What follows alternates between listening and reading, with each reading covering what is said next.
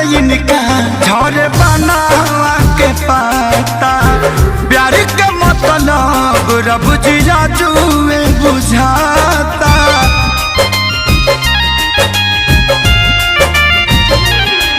हम इनका से तनिको खफा नहीं थी काहे की जान बेवफा नहीं थी। अखिलेश के खेसारी खाती भुलायल बड़ी अखिलेश के खेसारी खाती भुलायल बड़ी।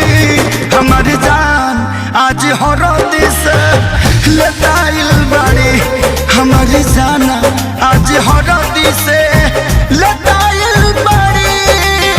ए जान हम तो के छोड़ के ना जाए। सुना कुर्बानी के नाम ही तो प्यार होला और प्रेमी से बढ़ के परिवार होला। सबके इज्जत के बात बजान तोहरा चले के परी चल।